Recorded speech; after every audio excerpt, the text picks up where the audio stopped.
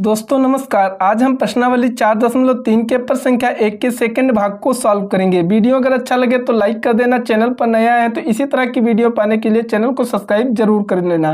दोस्तों मैं बताना चाहूँगा कि मैथ आप स्टार्टिंग से जो हमने पढ़ा रखा है उसका रिवीजन करते रहिए, क्योंकि हर एक क्वेश्चन का जो अगले आते जाते हैं उसमें पिछले का सूत्र का प्रयोग होता रहता है, इसलिए पहले आप रिवीजन करते रहिएगा। तो चलिए स्टार्ट करते हैं। प्रश्न नंबर फर्स्ट आपका दिया गया है, निम्नलिखित में से प्रत्येक दिए गए शीर्ष बिंदुओं वाले त्रिभुजों का क्षेत्रफल ज्ञात कीजिए। सेकंड नंबर क्वेश्चन आपका दे रखा है 2,7, 1,1 और 10,8। तो सबसे पहले यहाँ पर आपका सूत्र होता है, क्या होता है? त्रिभुजों का सूत्र। त्रिभुजों का जो क्षेत्रफल होता है उसको निकालने के लिए एक सूत्र होता है, तो लिखेंगे त्रिभुजों का क्षेत्रफल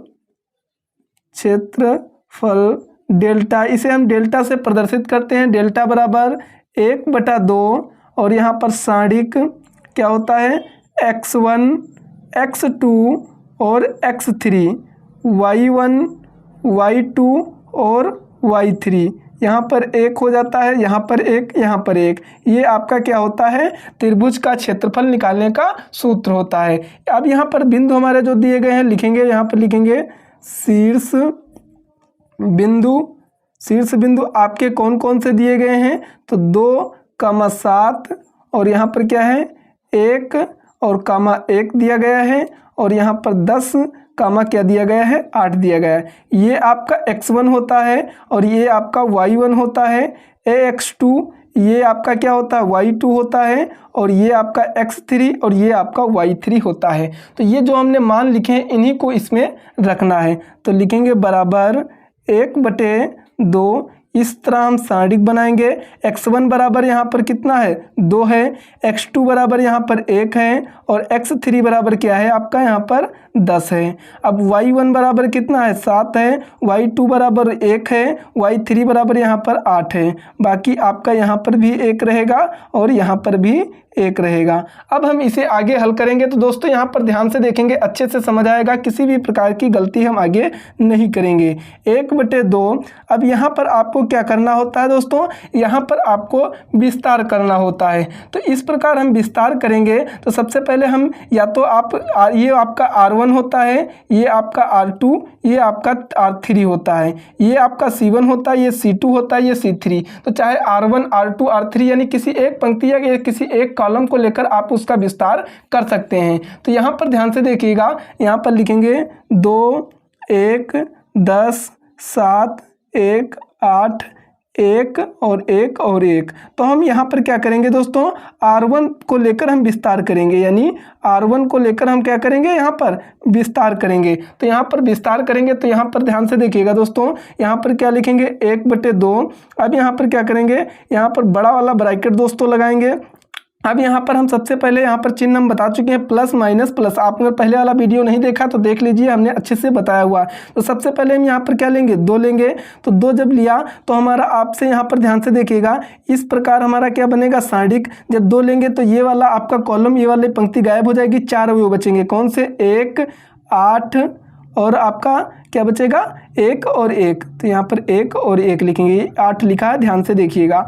अब यहाँ पर ध्यान से देखिएगा, अब माइनस और लेंगे 7, तो यहाँ पर 7 लिखेंगे। फिर जब हम 7 को गायब करेंगे तो यहाँ पर ये वाली कॉलम, ये वाली पंक्ति गायब होगी, तो आपके कौन से ये 4 अवयव बचेंगे। तो इन 4 अवयव क्यों लिखेंगे? 1, 10 और यहाँ पर 1 और 1। अब यहाँ पर प्लस का फिर लेंगे तो प्लस का यहाँ पर कितना है 1 है, तो हम प्लस का 1 लिखेंगे। फिर यहाँ पर आपके इसको गायब करेंगे, ये गायब होगा, तो आपके 4 अवयव ये बचेंगे। तो यहाँ पर 1, 10 और 1 और 8, ये आपका रूल होता है। तो यहाँ पर ध्यान से देखिएगा, इसको अब हम हल करेंगे। तो यहाँ पर ध्यान से देखेंगे, अच्छे से समझ आएगा। बहुत सरल है दोस्तों, लेकिन केवल समझना आपको एक बार जरूर पड़ेगा। अब यहाँ पर क्या होता है, यहाँ पर हम इस प्रकार ब्रैकेट कर लेंगे। अब इसकी गुणा होगी, इसकी होगी, बीच में चिन्ह माइनस का रहता है। तो यहाँ पर ध्यान से देखिएगा, 1 की गुणा 1 से होगी, 8 की गुणा 1 से होगी, तो 8 1 का 8 होगा।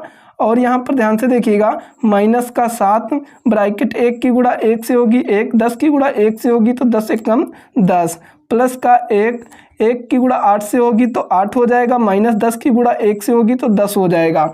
अब हम आगे हल करेंगे तो ब्रैकेट बंद कर देंगे। तो यहाँ पर ध्यान से देखेंगे बराबर का आपका 1/2 हो जाएगा। और यहाँ पर ध्यान से देखिएगा 1 में से जब 8 जाएगा तो माइनस का 7 बचेगा। तो यहाँ पर 2 गुणे माइनस का 7 और माइनस यहाँ पर ध्यान से देखिएगा दोस्तों 7 गुणे माइनस का 7 है, 7 गुणे 1 में से माइनस, यहाँ पर ध्यान से देखिएगा 1 में से माइनस का 10 जाएगा तो माइनस का 9 बचेगा।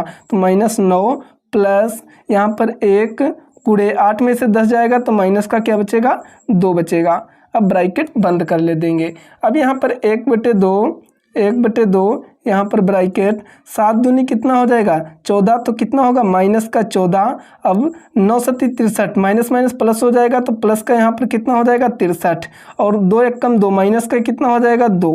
अब यहाँ पर ध्यान से देखिएगा बराबर 1/2 माइनस का 14 माइनस का 2 कितना हो जाएगा माइनस का 16 हो जाएगा।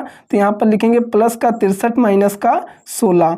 अब 63 में से दोस्तों 16 घटाएंगे तो यहाँ पर ध्यान से देखिएगा 3 में से 6 जाएगा नहीं, तो यहाँ पर 13 में से 6 जाएगा तो कितना हो जाएगा, यहाँ पर ध्यान से देखिएगा 13 में से अगर हम 6 घटाएं तो कितना हो जाएगा 7 हो जाएगा। यहाँ पर 1 हासिल ले लिया था तो 5 बचा, 5 में से 1 घटाया तो कितना हो गया 4 बचा। तो यहाँ पर क्या हो जाएगा 1/2 गुणे 47। अब यहाँ पर ध्यान से देखिएगा 47 की गुणा 1 से होगी तो 47 बटे का कितना हो जाएगा 2, कितना हो जाएगा वर्ग इकाई।